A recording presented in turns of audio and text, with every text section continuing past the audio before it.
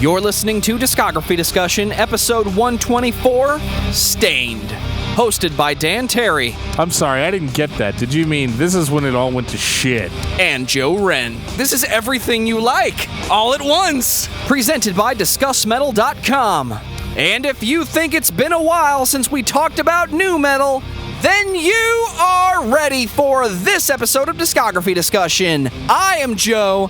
That is Dan. It is finally time for us to talk about Stained. I don't know about finally. I've been putting this shit off for weeks. I've been trying to make this episode happen since the first Nu Metal May, and I couldn't even get it done by the next Nu Metal May. Dude, seriously, if I could have thought of a good excuse to not do this tonight, I would have. I listened to all the albums, so whatever. Depending on how you look at it, you did succeed at that for the past couple weeks. I did my best. I mean, I brought Metal Jesus out. I mean, I did everything I could. Ladies and gentlemen, Stained, the band that most people consider to be the definitive nu metal band that is, in many ways, not very nu metal. In fact, the most nu metal thing about the band is Mike Mushak's guitar playing, but that's just how he does it. Some of his old riffs, man, are fucking oppressive, which we'll talk about.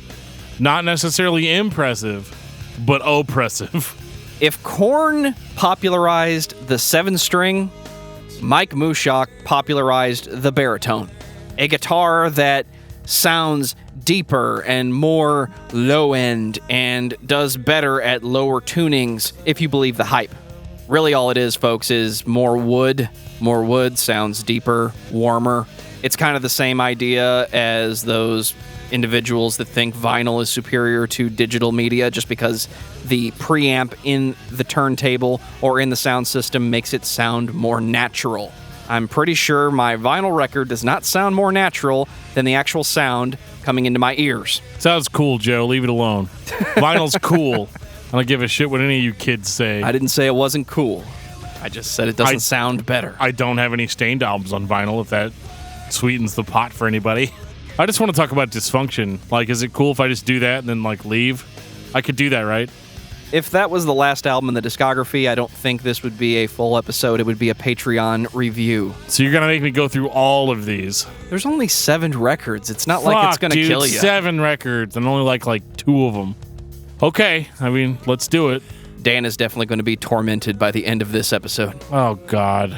Well, before we talk about the many chapters of Stained, I want to take this time to say thank you to everyone for listening to the podcast. Thank you for listening and for subscribing. If you are not a subscriber, then you can find everything Discography Discussion at discussmetal.com. We're on Spotify, Apple and Google Podcasts, TuneIn Radio, Stitcher, so if you have an Amazon Echo or a Google Home, you have no excuse. Ask it to play the latest episode of the Discography Discussion podcast, and it will. We're also on Facebook and on Twitter at Discuss Metal. Be sure to like, favorite, and subscribe. It really helps us out. It lets us know you're listening, and now Dan is going to tell us all about 5-star reviews. We love 5-star reviews here on Discography Discussion, and I've got one that I'm going to read for you guys tonight. This one comes from Taken. It says, "Thank you. It shouldn't be as rare as it is to find this in-depth information on these genres. But F music, these guys make it easier covering everything that no one else will. I appreciate that. I hope some of the bands other people would cover because they're fucking great. But then there's some that aren't. And we talk about all of them. Kind of like how we're going to talk about Stained here in a couple of minutes. So if we want to talk about good bands, we did recently do an episode on the Deftones. Josiah Heiberg wrote us a book. It says, "This blows me away. I was largely with you guys until the last 3 albums.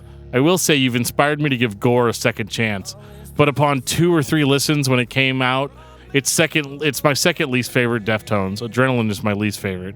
And in contrast, Diamond Eyes or Koi no Yokan is my favorite. I go back and forth. However, I'm not a lifer. People keep trying to get me into Deftones, and it just didn't click until Diamond Eyes. The shift from the previous album was huge to my ears. After getting into Diamond Eyes, I was able to go back and appreciate the previous albums, except Adrenaline, for what they were. But nothing came close to it until Koi came out.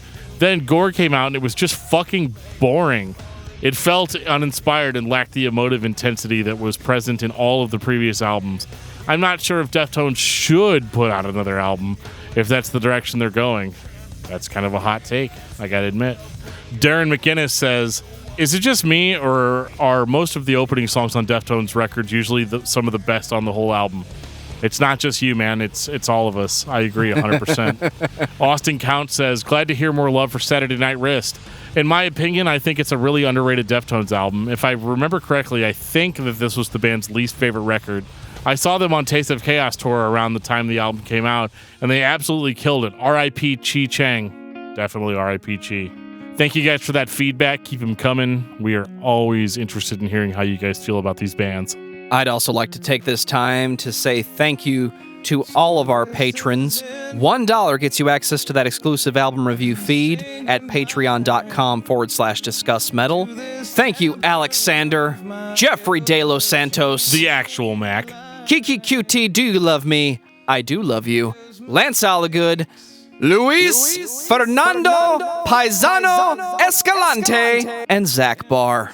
We got a comment on a recent Patreon review from Jeffrey De Los Santos in regards to Balls to the Wall. As an old metalhead, I can agree this is the only Accept album worth having, and we agree with that. Yeah, absolutely. This band really only did one good thing one time. Kind of feel the same way about the band we're talking about this week. It's about time. Maybe 2 times. Maybe they did the good thing 2 times. So, Dan, tell me about Stained. Stained is a new metal band, or they were a new metal band, that got popular in the late 90s because, well, Fred Durst heard them. They had an independent release called Tormented Out. Fred Durst heard that. He had a little bit of an issue with it because it had like a Bible with like a knife through it, and he didn't really like that. It's kind of bloody. Yeah, it's a little sacrilege, and Fred, being the guy that loves God like he is, he just wasn't cool with that. But the band's music shredded, so he was like, dude, you guys need to sign to my label, and I think you guys are going to be huge. And they did. And so then we got all of these Stained albums. So we can thank Fred Durst for all of this. Most Stained fans love the band for one of 2 reasons. You either heard Mudshovel and thought, this is a really cool song, or you heard Outside. I'm going to go ahead and assume 89% of you heard Outside and thought, this is fucking great.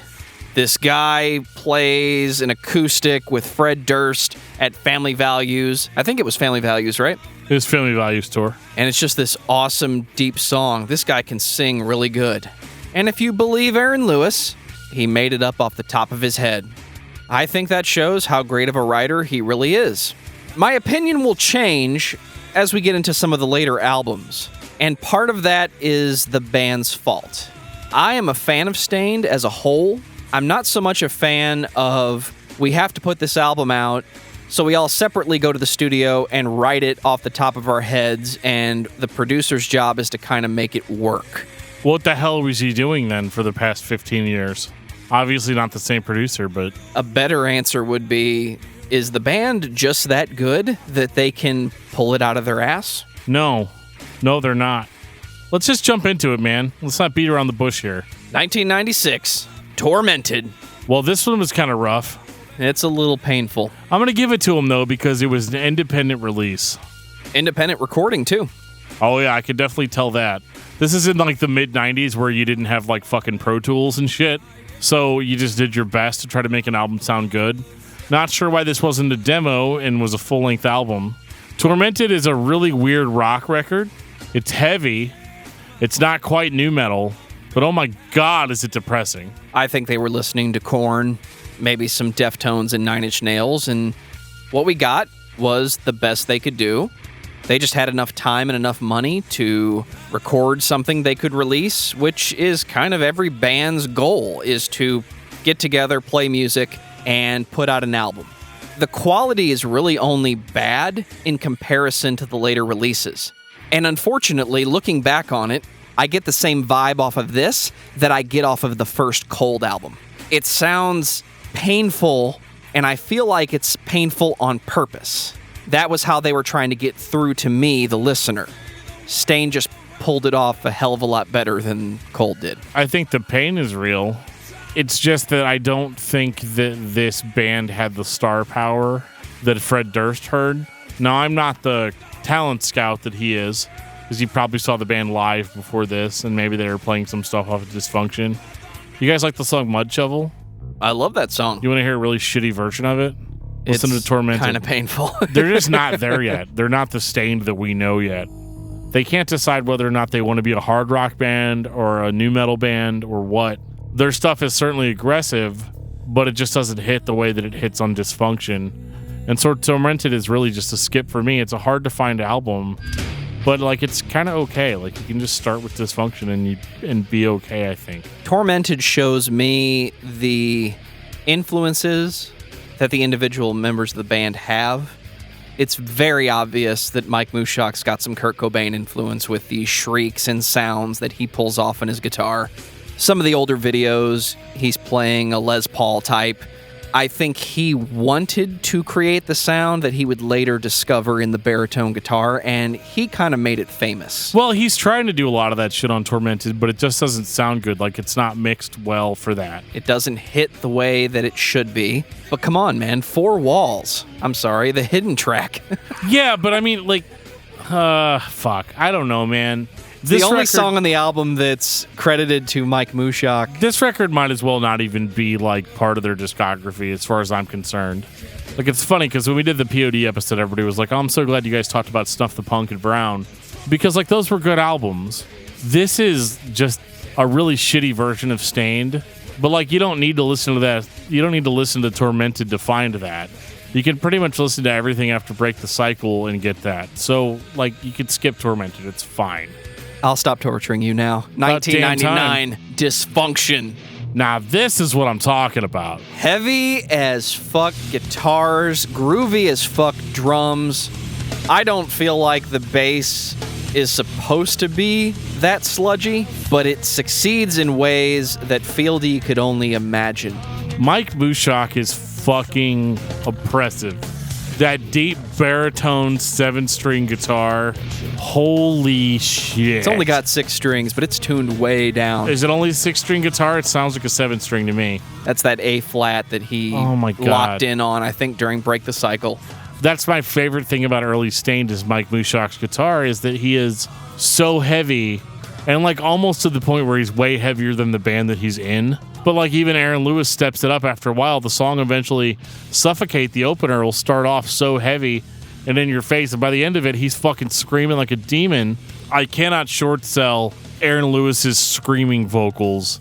The dude screams like a fucking demon, and it sounds awesome, especially when paired with that guitar. Dysfunction and Break the Cycle maintain the style that I think nu metal really is.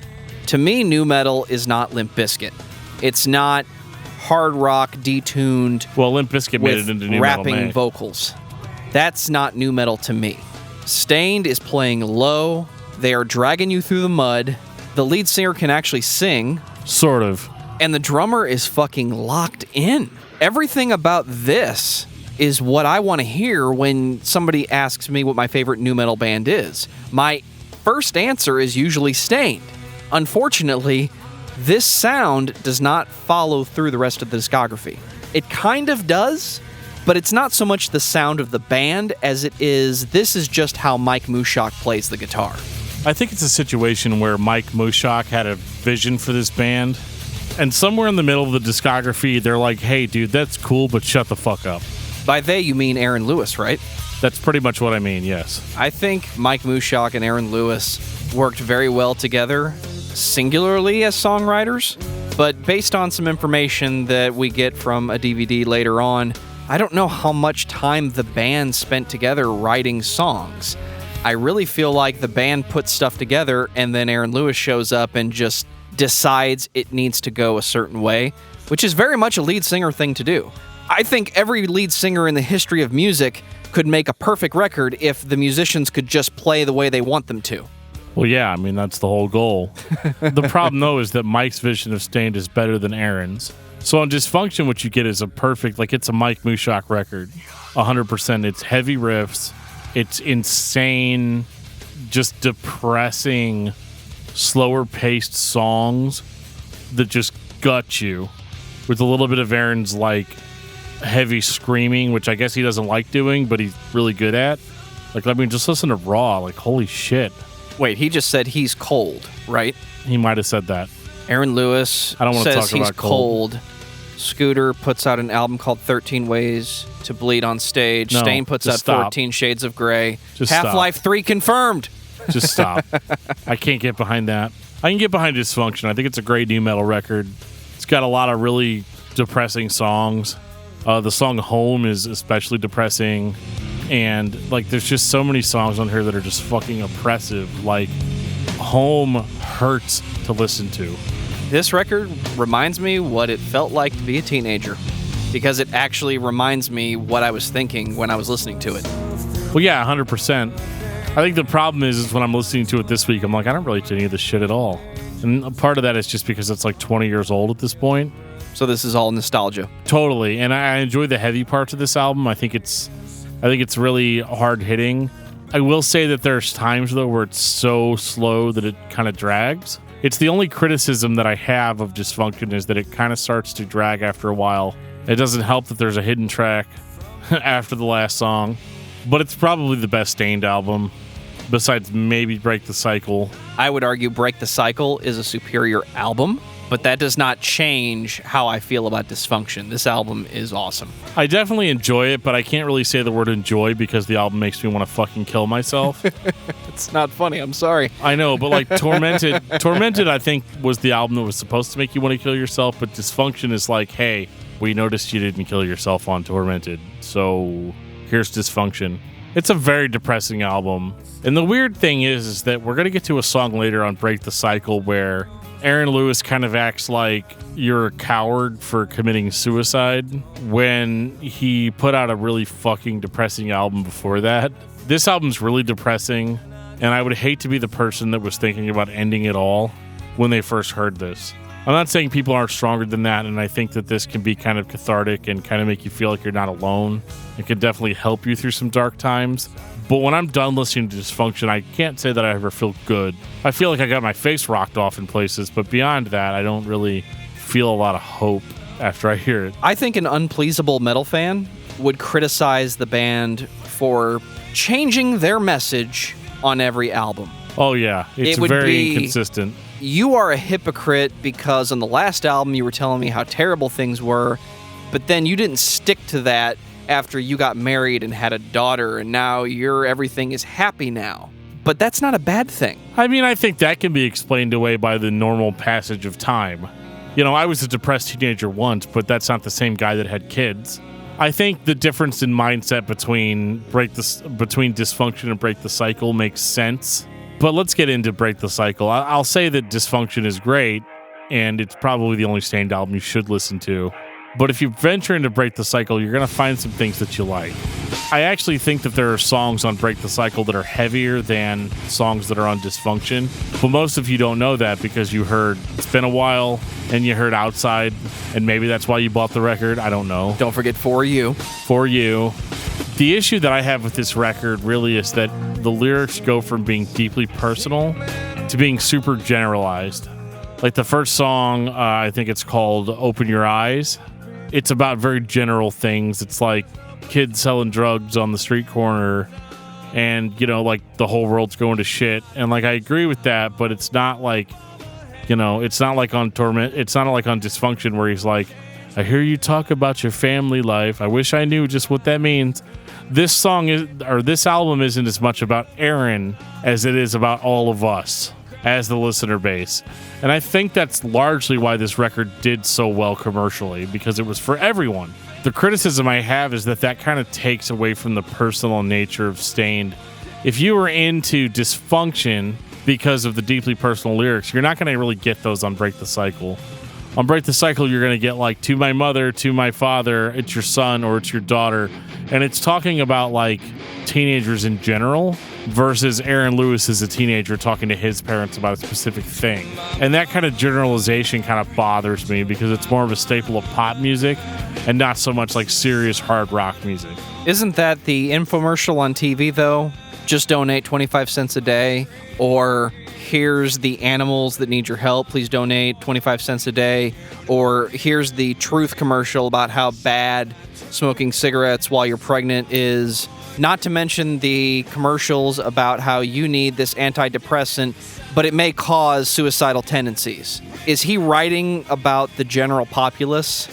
Is he being literal, saying break the cycle, meaning whatever you're going through right now, just turn and go the other way? Turn left, go down there. He is, but the problem is like, I don't want the guy that wrote Dysfunction to be giving me life advice. Because that dude's had some pretty fucked up shit that's going on in his life. And so he's going to come back on Break the Cycle with equally as depressing music. And this is where we really get into the separation between what Mike Mushak was throwing down on guitar versus what Aaron Lewis was feeling lyrically. Now he's not this depressed teenager anymore. He's a guy that's doling out advice just 2 years later. Like, holy shit, what kind of personal growth is that? I guess why it bothers me, though, is that because it's not specific and it doesn't necessarily touch me as an individual. Like, you know how you hear songs where you're like, this is talking to me as a person? There's not really a whole lot of that on Break the Cycle. It's more just generalized statements. And that's fine. Like, I mean, I love the music on this album, and I know I'm kind of shitting on it because of the lyrics, but the lyrics bother me. Musically, though, there's like really fucking heavy songs like Can't Believe. Like, that was my song for the longest time. Like, I would scream it at the top of my lungs. But you can already tell that there's some weird stuff going on here because, like, Aaron Lewis's screaming is, like, very muted on this album. Like, he screams, but they just, like, turn it down a few notches. They put him in the background, which doesn't really work very well with a song like Can't Believe because it should be, like, front and center, and it's not for some reason. Is that a production thing? Or is that just them being like, well, a lot of people are going to buy this album because it's been a while. We can't just have this scream track on there like that. I think it was a decision that the band made to keep the consistent feel of the album. You're not going to listen to Break the Cycle on track 5. You've had this up and down. It's been heavy. It's been quiet. It's been slow. It's been fast. You're not peaking when you get to Can't Believe. So you can't give me the loudest breakout moment. And I think in the grand scheme of this album, that would be the vocals if they were turned up as loud as you think they should be. They should be front and center. It should sound like they did on Raw or Suffocate. But they're an instrument at this point. Right, but I guess my problem is like, if you're going to do the song like this, why even include it on the fucking album? You're basically eliminating a lot of the potential intensity of the song by muting the vocals like this. And I think this song was for people that love Dysfunction. This song could have gone on Dysfunction. Based on what we find out later about Aaron Lewis's writing process, I am very certain this whole album was written from 11 p.m. to 3 a.m. He just turned on infomercials and wrote about what he saw. I don't know about all that, but I definitely think that this is a very generalized release. It was made for the populace at large. But then you've got kind of this thorn in the band's side, this Mike Mushak, who's playing these really brutal, heavy riffs. And they're trying to mute him as best as they can, but they can't. So this is still a very slow, depressing record like Dysfunction was. And I don't know if the band is happy with this release as a whole. I mean, financially, they have to be happy with it. And I think the heaviness probably was the biggest relatability. Even Outside sounds shoved in at the last second. Well, the I don't think that song of this album is It's Been a While. I don't think that the album version of Outside sounds as good as the live version. And it's not just because Fred Durst was on the live version, but I actually think he did add a little bit to it, to be honest with you. But the Break the Cycle version is just very drab, and it kind of just blends in with the rest of the songs on the album. And it's like, oh fuck, we got another acoustic track. I mean, you've got It's Been a While, which is a slower acoustic-y song. You've got Outside, which is a slower acoustic-y song. You have Epiphany, which is a slower acoustic-y song. Although I do think that song's better than the other two. I think that with Break the Cycle, what bothers me is the kind of contradictory idea of him criticizing somebody for being depressed and committing suicide as being a coward. And it kind of bugs me because, I mean, I know this is 2001 and our ideas about suicide have changed over the years, but like that just really kind of stood out to me as like a little hypocritical based on the lyrical content of the previous two albums. And it always bothered me, and it never goes down smoothly for me. Do you think their attitude changed and it bothers you because they just never acknowledged it? Yeah, a little bit. Like I think a little bit of empathy for a specific situation would have gone a long way on Break the Cycle, but I don't think that it was there. And instead you just get this generalized idea of like, well, if you commit suicide, you're a coward. But then Tormented starts off with him being like, I hate my fucking life. So, like, where's the empathy there? It's completely missing, and it makes the lyrics on Break the Cycle seem less personal, and that bugs the shit out of me. And it doesn't get better anytime soon. 2003, 14 Shades of Grey. Did you guys like Break the Cycle? I loved Break the Cycle. I thought it was pretty good. On a good day, might even tell you it's better than Dysfunction from a songwriting craft alone. 14 Shades of Grey is Stained trying to transition out of being a depressing band. It is most definitely 14 songs with mediocre ideas and arguably mediocre execution. Well, it starts off okay.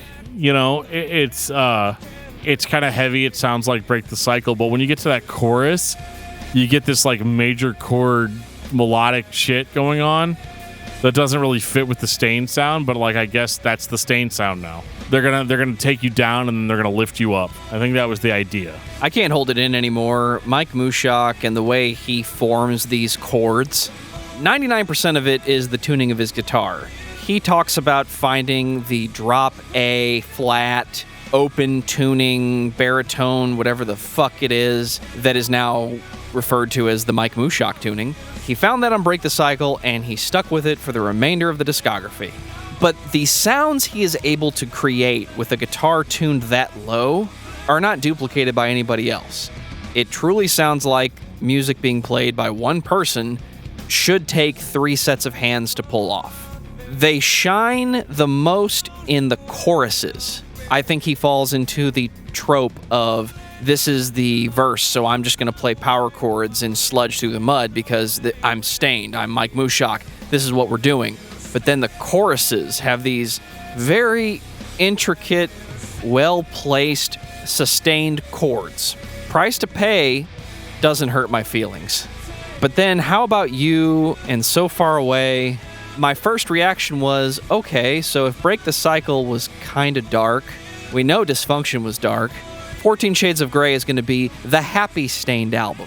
Right, well, it's gray. It's not dark like the previous albums. You know, it's more like, you know, oh, well, this is the softer side of Stained, which I'm kind of okay with as long as this is the only time it's like that. But, like, once you get into, like, what's that song called about his daughter? Zoe Jane. Zoe Jane, it gets really sentimental. And then you've got, like, the song about Lane Staley. His name was Lane, in case you didn't know.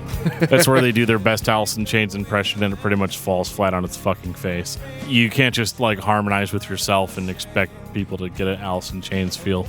But, you know, whatever. I think that the biggest issue with this record is that there's a huge stylistic battle, again, between Mike Mushak and the rest of the band, or at least between him and Aaron Lewis. Whereas Aaron Lewis is like, oh, we're gonna go positive. We're gonna make records that inspire people. But you've got this guitarist that's just like, I want to just fucking shred people's heads off. And he doesn't really do that either, though, because the songs don't allow it. He's like muted in that regard. And I have a lot of trouble identifying with this album personally, which is weird because I do think that Aaron Lewis's lyrics are more personal on 14 Shades of Grey. But for whatever reason, it seems kind of forced. It doesn't seem as genuine. Whereas on Break the Cycle, it was very generalized. On Dysfunction, it was very personal. So you're back to personal, but it's like if you really love Dysfunction, now you've got to deal with this guy that's now a dad and in a totally different part of his life. We hinted on this a little bit with the Alice in Chains episode that we did recently. Inner turmoil creates better art than happiness. So I think part of this is just me being like, oh, I want you to be upset more than I want you to be happy, which is really not fair. Like, I'm happy that Aaron Lewis is doing better, like, mentally.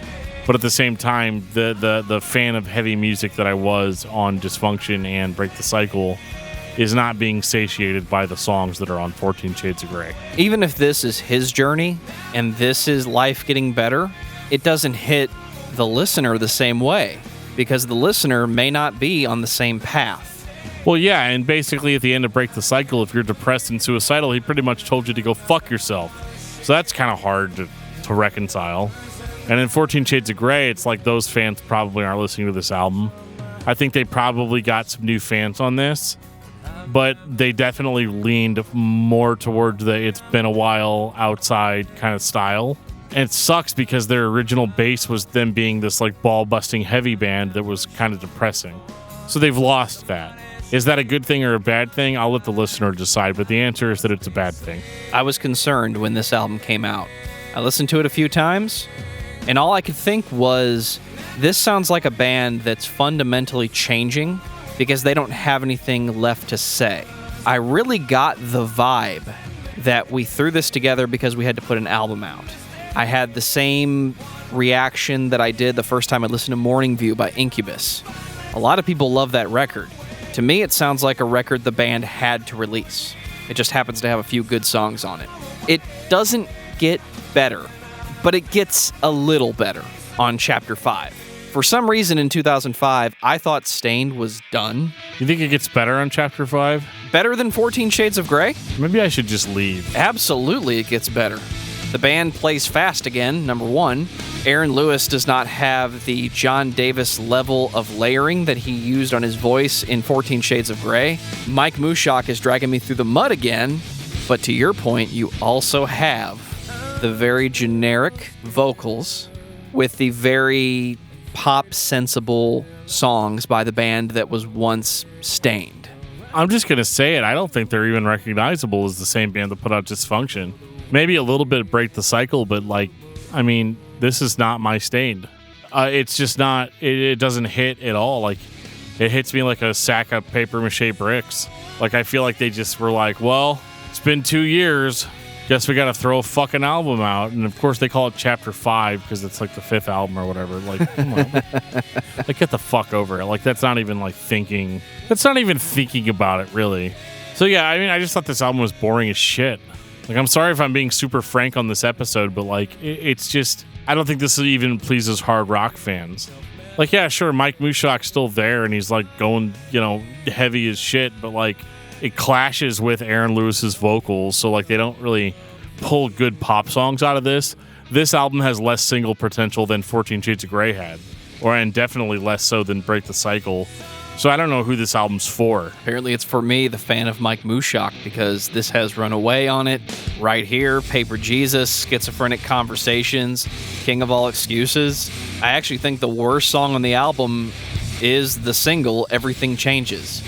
It sounded like Aaron Lewis wrote a country song and said, we got to put this on the album, guys. Because he had started doing that at this point. He'd go out and play solo gigs by himself. I don't know if my country career is going to take off or not, so we need to use this to launch it. Yeah, I'm sorry, but I just didn't find this album to be very redeemable. I know you like it, but it's one of those things where it's like, yeah, do you want to listen to Chapter 5 or do you want to listen to Dysfunction? If the answer is that you want to listen to Dysfunction, then you're just fucking making purchase justifications for Chapter 5. Are you ready for the illusion of progress? No.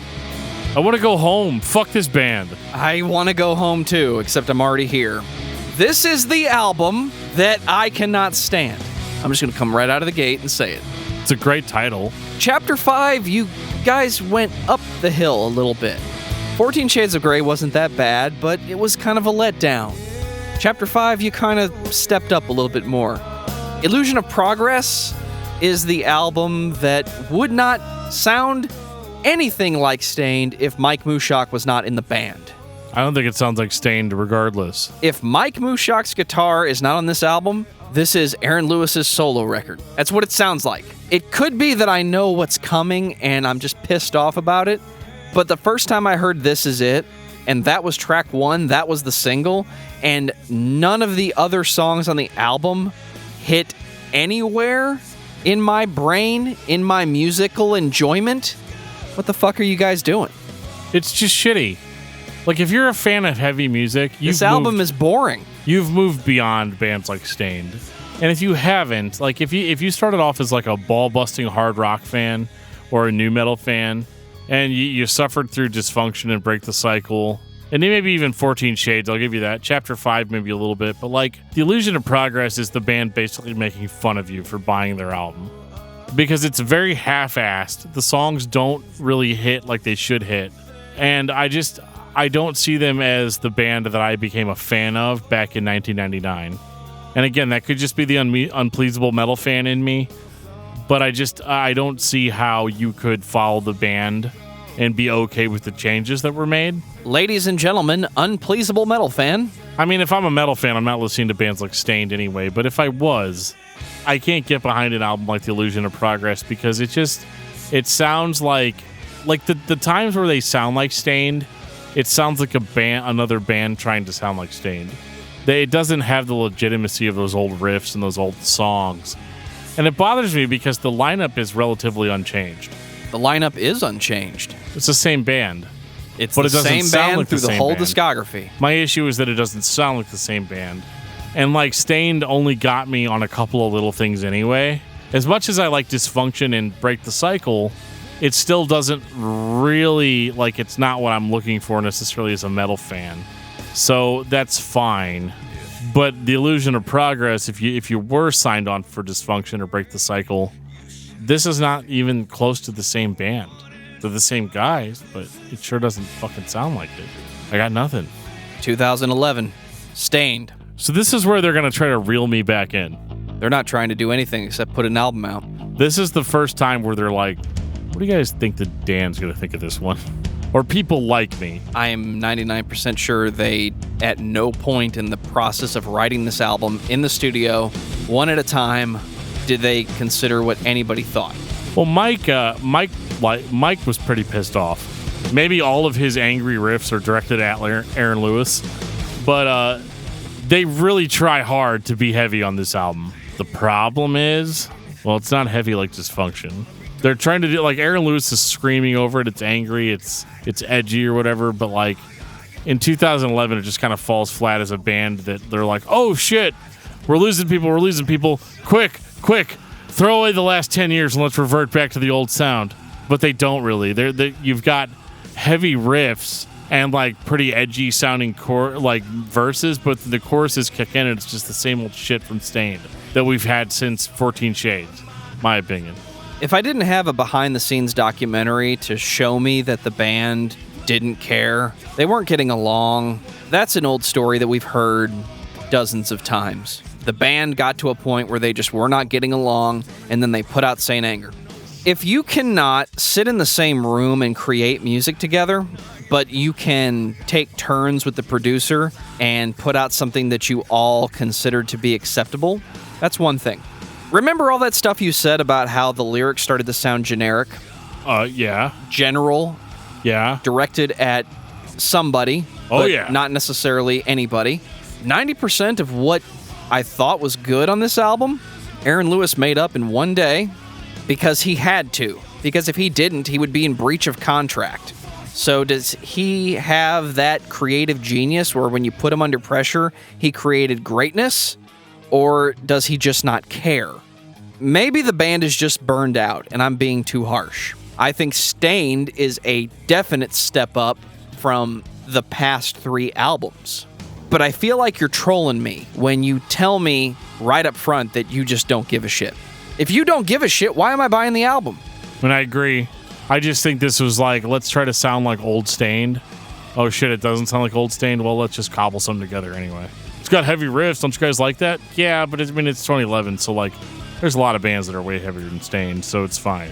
But I'm not going to pay like $10 or whatever it costs in 2011 to buy a new Stained album. Stained is basically a hard rock band with a unique guitar player. They aren't a nu metal band. They've been heavy in the past, but unfortunately, they do not represent nu metal, the style that they are credited with spearheading.